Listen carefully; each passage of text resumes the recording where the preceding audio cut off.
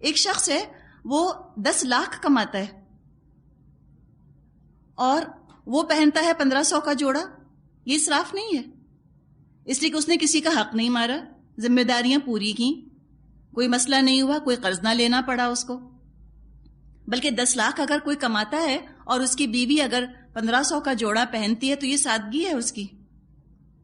تو میں آپ کو جج نہیں کر سکتی آپ اسراف والا جوڑا پہنے ہوئے ہیں یا سادگی والا. آپ مجھ کو جج نہیں کر سکتی. مجھے نہیں پتا کہ آپ کیا افورڈ کر سکتی ہیں اور آپ نہیں جانتی میں کیا افورڈ کر سکتی ہوں. اپنا اپنا معیار ہمیں خود بنانا ہوگا. تو اسلام کا موٹو، اسلام کا سلوگن یہ ہے کہ پیسہ ہونا یہ کوئی بری بات نہیں ہے، خرچ کرنا کوئی بری بات نہیں. خرچ نہیں کریں گے تو مجھے بتائیں اکانومی چلے گی کیسے، پراسپر کیسے ہوگی؟ پھر تو اگر ہم یہ معیار بنائیں سادگی کا کہ زیادہ پیسہ نہ خرچ ہو تو silks, satins, diamonds, gold, Mercedes, Lexus, Rolls Royce سب کو ختم کر دیں، سب انڈسٹری بند کر دیں تو اکانومی کا کیا ہوگا بتائیے؟ تو اسلام انریزنیبل باتیں نہیں کرتا، غیر حقیقی باتیں نہیں کرتا. پیسے کے ساتھ بھی اسلام کا رویہ یہ ہے کہ اسلام آپ کو مجرم نہیں بناتا پیسے کی وجہ سے، ذمہ دار بناتا ہے. ہاں، Islam does not make you feel guilty, Islam makes you feel responsible. اگر آپ کے پاس پیسہ ہے تو ذمہ داری کے ساتھ اس کو آپ خرچ کیجئے. اگر آپ کی اپنی فطرت، اپنی عقل قرآن کی تعلیمات کے ساتھ ہم آہنگ ہو گئی ہے، سنکرونائز ہو گئی ہے، تو بریک خود بخود لگ جائے گا. اگر روح نے تقوی کا لباس پہنا ہوا ہے، خود بخود آپ کو بریک لگ جائے گا کہ میں کس حد تک لباس بناؤں، کس قیمت تک کا لباس بناؤں. آج سے 20 سال پہلے 100 روپے میں بہت عمدہ یا 300 روپے میں بہت عمدہ جوڑا آ جاتا تھا. آج بتائیے 350 میں کیا آتا ہے؟ بالکل معمولی کاٹن 250 میں کیا آتا ہے؟ ایک زمانے میں 250 تنخواہ ہوا کرتی تھی لوگوں کی، آج تو 250 روپے کا لباس کوئی بڑی بات ہی نہیں. تو وہ تو زمانے کے ساتھ بھی معیار بدلے گا نا، انفلیشن بھی ہوگی، مہنگائی ہوگی، اس کے حساب سے چیزوں کے دام اوپر جائیں گے، نیچے جائیں گے. لہٰذا یاد رکھیں کہ اسراف کا تعلق پیسہ خرچ کرنے سے نہیں ہے، یہ ایک ایٹیٹیوڈ ہے جو کہ بتایا جا رہا ہے، جس کا تعلق اللہ کی حدود کے ٹوٹنے سے ہے. تو آرائش اللہ نے جائز رکھی ہے، ورنہ اگر سادگی جس کو ہم کہتے ہیں کہ بالکل سادہ ہونا چاہیے، تو یوں تو پھر اللہ تعالیٰ کو چاہیے تھا کہ اللہ تعالیٰ ساری کائنات میں پرندوں کو، جانوروں کو بالکل سادہ لباس پہنا دیتا. اللہ نے کیوں اتنا خوبصورت لباس ہے جو ان کو پہنایا. اسی طرح غذا، اللہ چاہتا تو سوکھی روٹی اور دال ہمیں دے دیتا. ہمیں کیا پتہ چلتا کہ انار بھی کوئی چیز ہوتی ہے اور آم بھی کوئی چیز ہے اور انگور بھی کوئی چیز ہوتے ہیں، سادہ کھلاتا. تو اللہ تعالیٰ نے ہمیں دیا، کائنات کو اللہ نے بہت خوبصورت بنایا، بڑا سجایا ہے. آرائش اللہ کو بری نہیں لگتی، آرائش جائز ہے. آسائش، آرام دہ کرنا کسی چیز کو، وہ بھی جائز ہے. جو چیز جائز نہیں ہے وہ نمائش ہے، نمائش جائز نہیں ہے. کھانے پینے کے بارے میں بھی جو موٹو ہے اسلام کا وہ یہی ہے کہ eat to live, don't live to eat. کھانا کھاؤ تاکہ جسم کا اور جان کا تمہارا رشتہ جڑا رہے. کھانے پینے کو مقصد مت بنا لو، بے تحاشا مت کھاؤ کہ بیمار پڑ جاؤ. عائشہ رضی اللہ عنہا کو ایک دفعہ نبی اکرم صلی اللہ علیہ وسلم نے دیکھا کہ وہ دن میں 2 مرتبہ کھانا کھا رہی ہیں. ایک دفعہ انہوں نے دن میں 2 دفعہ کھانا کھایا. نبی اکرم صلی اللہ علیہ وسلم نے فرمایا، اے عائشہ، کیا تمہیں یہ پسند ہے کہ تمہارا شغل صرف کھانا ہی رہ جائے؟ اب سوچیں ہمارا کیا حال ہے. دن میں 2 دفعہ، ہمیں تو ہر گھنٹے میں 2 دفعہ کھانا چاہیے ہوتا ہے، تھوڑی تھوڑی دیر میں ہمیں کھانا چاہیے ہوتا ہے. اور یہ بھی کیا ہے، یہ ہم نے اپنے اوپر طاری کر لی یہ چیز. ہمیں کمزوری ہو رہی ہے، ہمیں کچھ سمجھ نہیں آ رہا، ہر 2 گھنٹے بعد، ہر 3 گھنٹے بعد ہم کچھ کھائیں. ضروری نہیں ہے، یہ عادت ہوتی ہے کھانے کی، منہ چلنے کی عادت ہو جاتی ہے. کچھ نہ کچھ بس ہم کو سنیکنگ کرنی ہی ہوتی ہے بیچ میں. اور آج کل تو وہ سختی سے منع کرتے ہیں کہ سنیکنگ مت کریں بیچ بیچ میں، اسی سے وزن بہت زیادہ بڑھتے ہیں، بیماریاں ہوتی ہیں.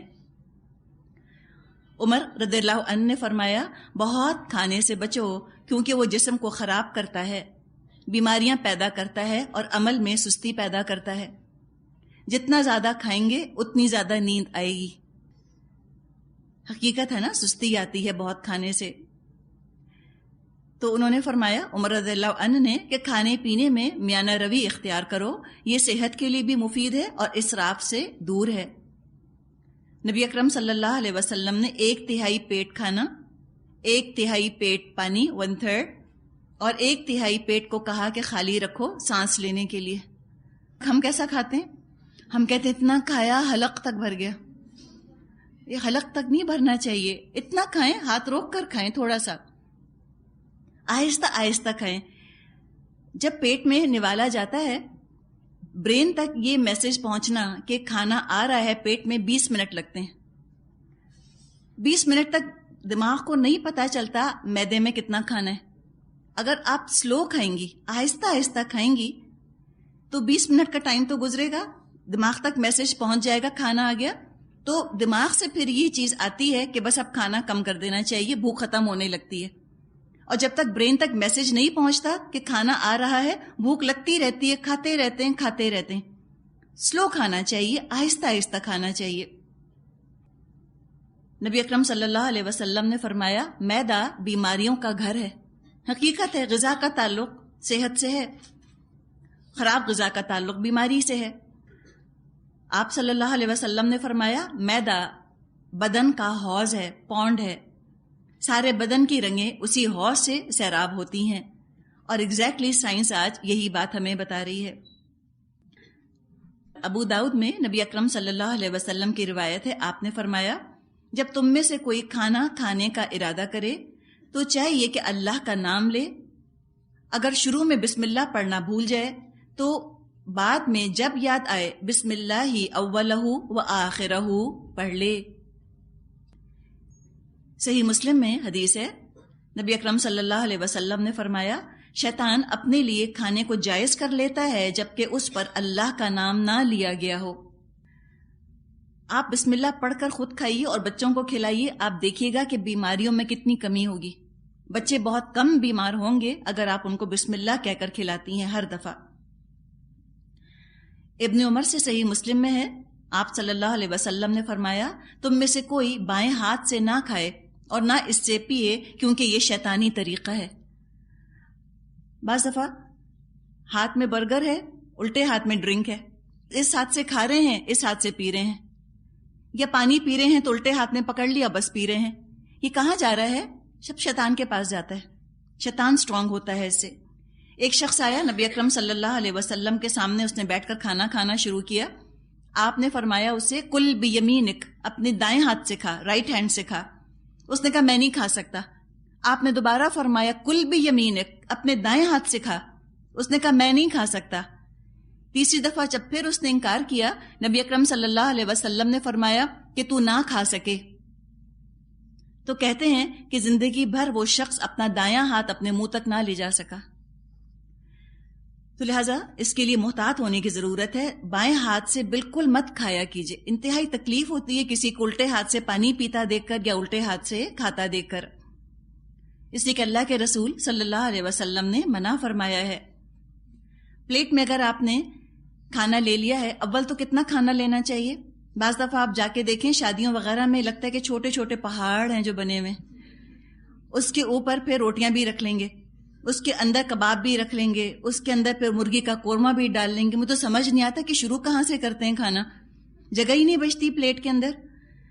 تو اتنا مت لیں کہ اگلی کی بھوک ختم ہو جائے۔ بعض دفعہ صرف دوسروں کی پلیٹ کو دیکھ کر انسان کی اپنی بھوک ختم ہو جاتی ہے، ہم کہتے ہیں ہمیں نہیں بھوک لگ رہی۔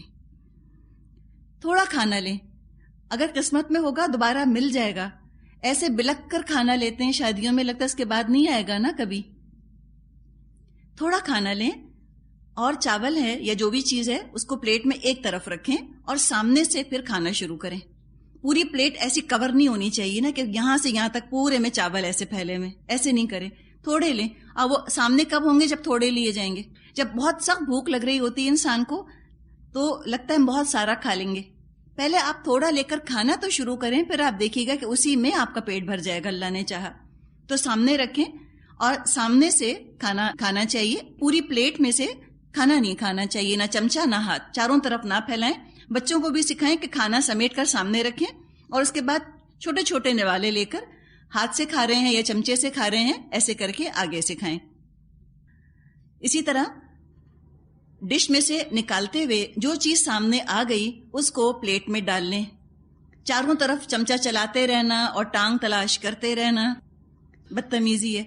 بعض دفعہ آپ کھڑے ہوتے ہیں اپنی پلیٹ لے کر, ان کو اپنی پسند کی بوٹی نہیں مل رہی ہوتی, ان کو مل جاتی ہے تو ان کے بچے کو نہیں مل رہی ہوتی. وہ چمچہ چلاتے رہتے ہیں, یہاں دیکھا اس کو چھوڑا, وہاں دیکھا اس کو چھوڑا. یہ نہ کریں, جو سامنے آ گیا لے لیں, ڈال لیں اپنی پلیٹ کے اندر. یہی قسمت میں تھا. حضرت جابر رضی اللہ عنہ سے صحیح مسلم میں حدیث ہے, نبی اکرم صلی اللہ علیہ وسلم نے فرمایا, تمہارے ہر کام کے وقت, یہاں تک کہ کھانے کے وقت بھی شیطان تم میں سے ہر ایک کے ساتھ رہتا ہے. لہٰذا جب کھانا کھاتے وقت لقمہ گر جائے, اسے چاہیے کہ صاف کر کے کھا لے اور شیطان کے لیے نہ چھوڑے. پھر جب کھانے سے فارغ ہو تو اپنی انگلیاں بھی چاٹ لے, کیونکہ وہ نہیں جانتا کھانے کے کس حصے میں برکت ہے. ابھی گرنے والی بات کیا ہے؟ کوئی ڈرائی چیز ہے, مثال کے طور پہ بسکٹ گر گیا, آپ اس کو اٹھائیں اور کھا لیں جھاڑ کر, کوئی حرج نہیں اس کے اندر. لیکن ہمارے ذہنوں پر سنت کی گرفت تو نہیں ہے نا, ہمارے ذہنوں کے اوپر تو ایک خاص تہذیب کی گرفت ہے. کوئی چیز نیچے گر جاتی ہے, ہم فوراً ڈسٹ بن میں پھینک دیتے ہیں. یہ نہ کریں. اگر دھو کر وہ چیز صاف ہوتی ہے, اس کو دھو کر صاف کر کے کھا لیجئے. کھانا آپ پکاتی ہیں, یہ نہ ہوا کہ آپ نے ٹماٹر نکالا, وہ ذرا سا اس پہ داغ لگا ہے, پورا ٹماٹر پھینک دیا. یہ مت کریں. جہاں داغ لگا ہے اتنا حصہ نکال دیں اور جو صاف ہے اس کو استعمال کر لیں. کھانا بھرپور کوشش کریں کہ کھانا ضائع نہ ہو. جتنا کھانا پھکتا ہے وہ سب شیطان کے حصے میں چلا جاتا ہے. پلیٹ کو اچھی طرح پونچھ لیں, اچھی طرح سے صاف کر لیں, یہاں تک کہ نبی اکرم صلی اللہ علیہ وسلم انگلیاں بھی چاٹ لیا کرتے تھے.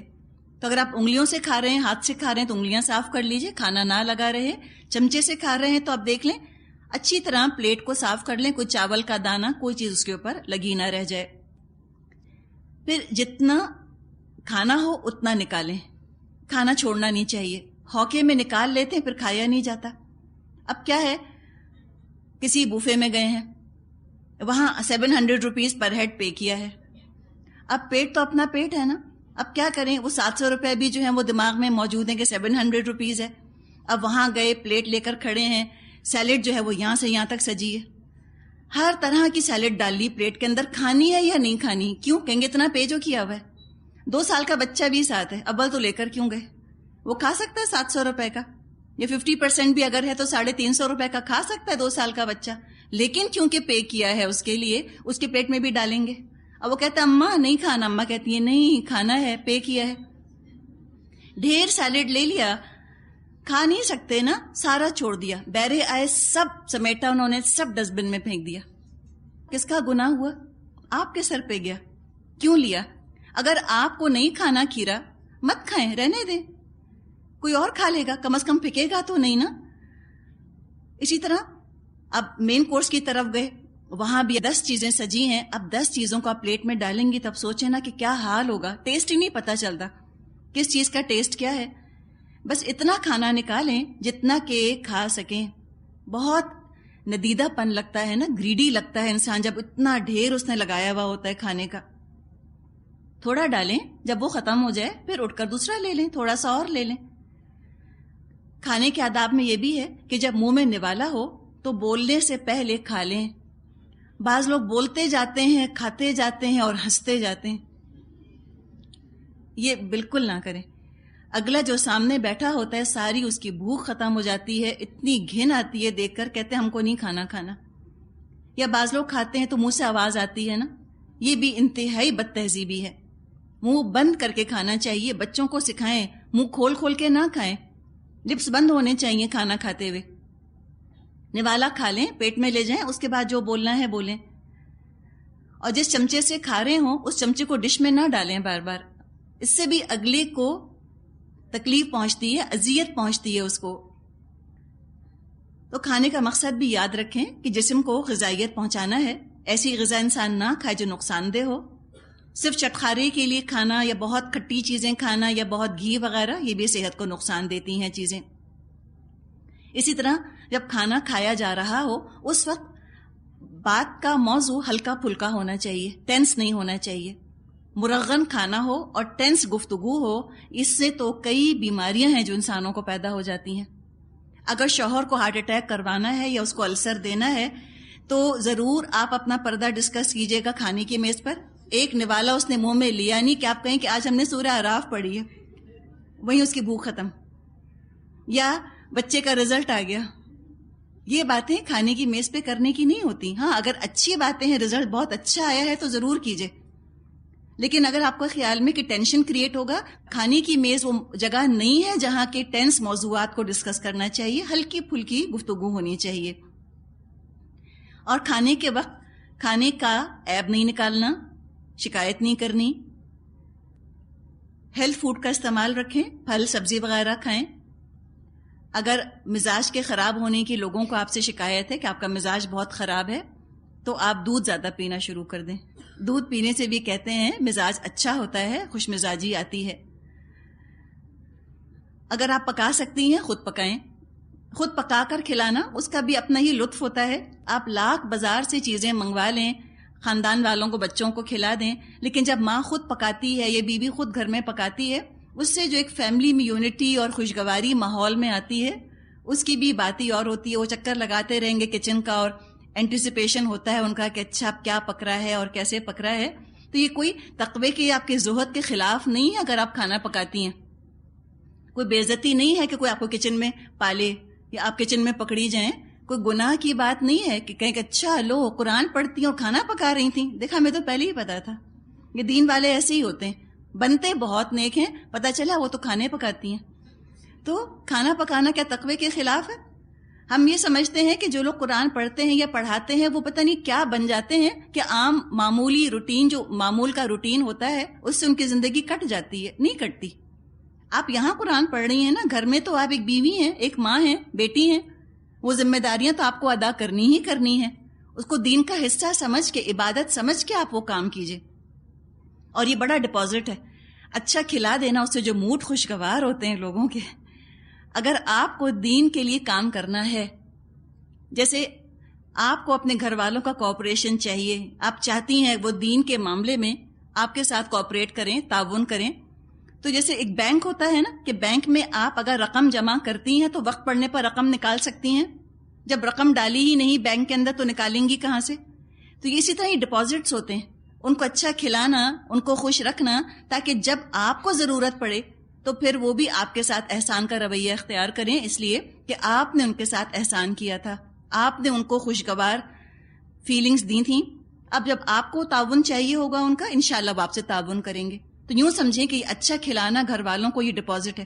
تو ویکینڈ پہ خوب پکا کے کھلا دیا کیجیے ان کو, تاکہ باقی 4 دن وہ آپ کی جان چھوڑ دیں.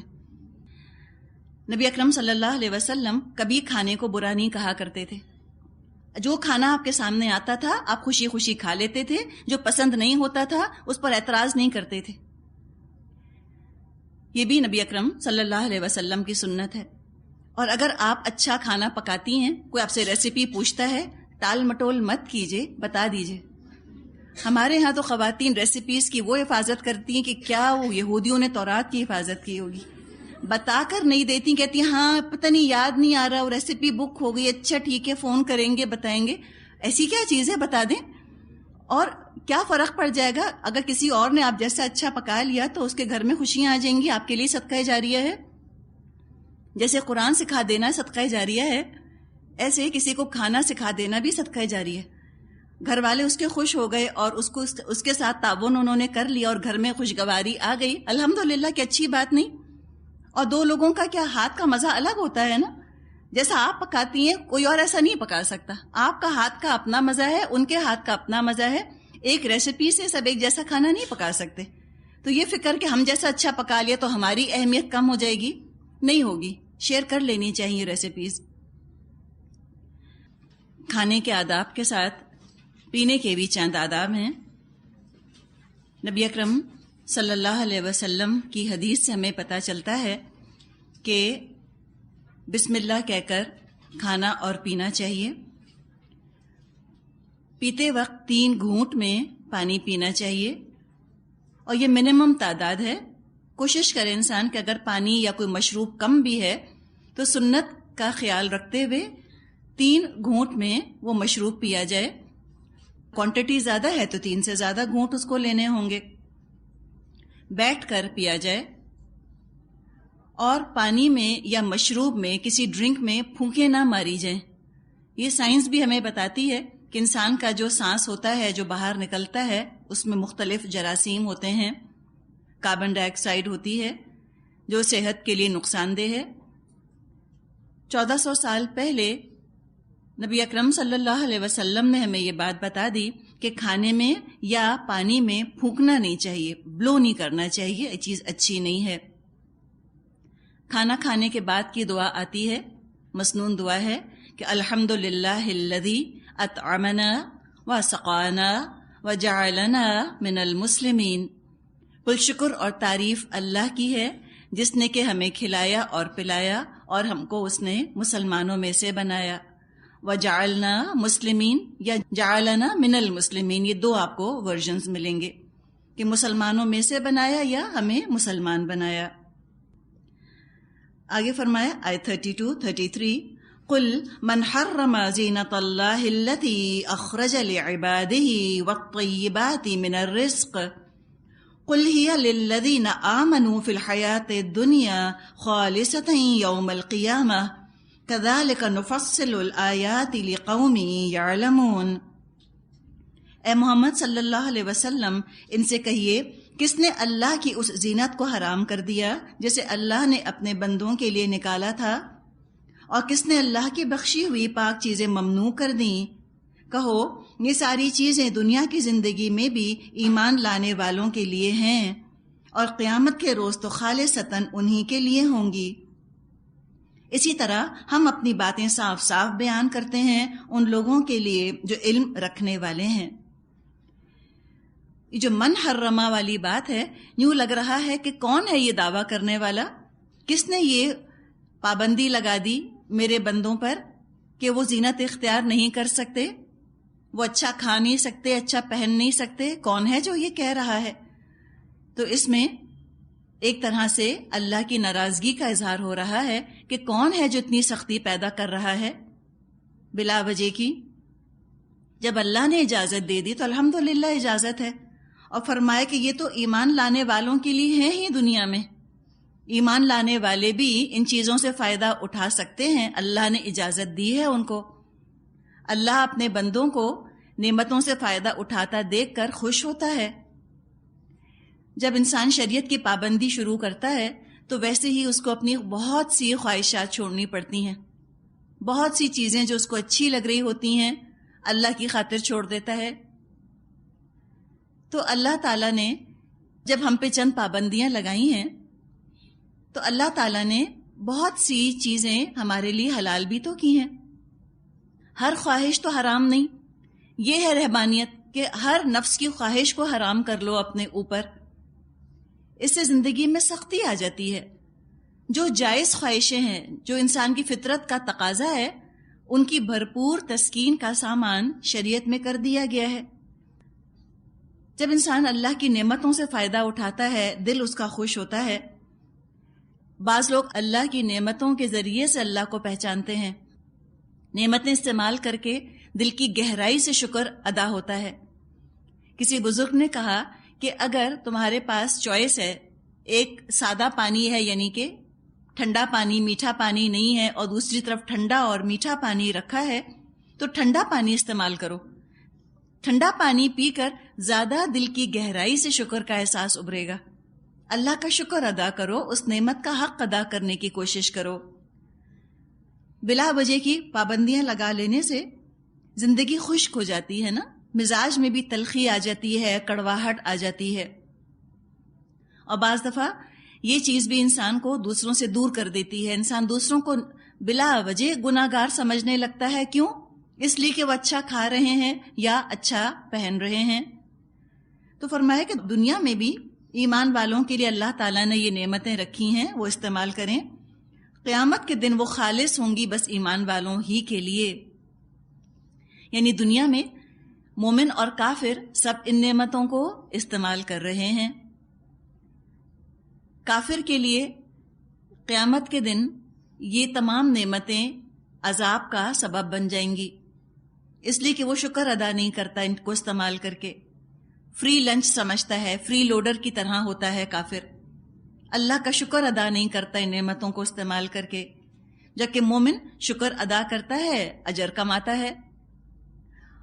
اور دوسرے خالص کا مطلب یہ بھی ہو سکتا ہے کہ دنیا میں جو بھی یہ نعمتیں حاصل کی جاتی ہیں، اچھا کھانا، اچھا لباس یا کوئی بھی نعمت، اس کے ساتھ پریشانیاں ہیں، اس کے ساتھ مشقت ہے، اس کے ساتھ ان چیزوں کے چھن جانے کا غم ہے، یا بعض دفعہ یہ نعمتیں نقصان بھی پہنچا جاتی ہیں انسان کو. تو کئی مشکلات، کئی دشواریاں ہر نعمت کے ساتھ لگی ہوئی ہیں. قیامت کے دن یہ نعمتیں خالص ہو جائیں گی، ان کے ساتھ کوئی دشواری، کوئی پریشانی، نہ محنت ہوگی، نہ مشقت ہوگی، نہ رنج اور غم کا یہ سبب بنیں گی.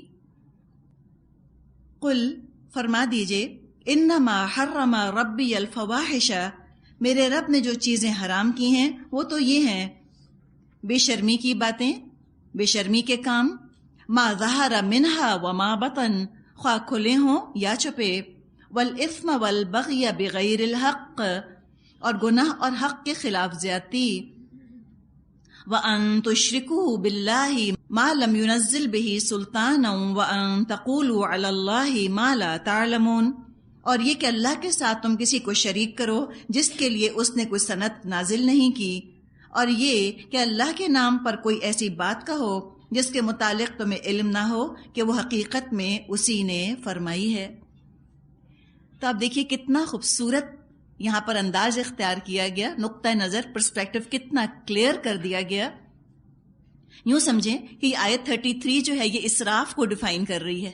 اسراف تم کس کو کہتے ہو؟ 2 پیسے کم 2 پیسے زیادہ، یہ تم اسراف کہتے ہو ان چیزوں کو؟ اسراف تو یہ ہے جس کا یہاں پہ ذکر کر دیا گیا. اگر کھانے میں حرام شامل ہے، دکھاوا شامل ہے، وہ اسراف ہے. لباس ہے، اس میں سطر پوشی نہیں ہو رہی، لباس میں دکھاوا اگر ہے تو وہ لباس کا اسراف ہے. یا چیز ضائع ہو رہی ہے، یا کھانا اگر پھک رہا ہے، وہ اسراف ہوگا. یا کھانے میں اسراف یہ ہوگا کہ خود اچھا اچھا کھا لیا اور نوکروں کو کچھ نہ دیا، وہ دیکھتے رہ گئے. اب یہ زیادتی ہو گئی ہے نا، یہ اسراف ہو گیا. یا کھانے پر غیر اللہ کا نام لے لینا، یہ اسراف ہو جائے گا.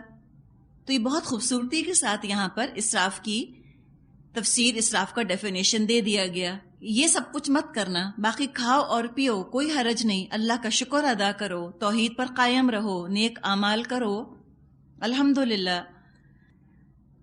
لباس کے آداب کا جہاں تک تعلق ہے، ترمذی میں حدیث ہے، ابو ہریرہ رضی اللہ عنہ فرماتے ہیں کہ رسول اللہ صلی اللہ علیہ وسلم جب کپڑا پہنتے تو داہنی جانب سے ابتدا کرتے، رائٹ سائڈ سے کپڑا پہننے کی ابتدا کرتے.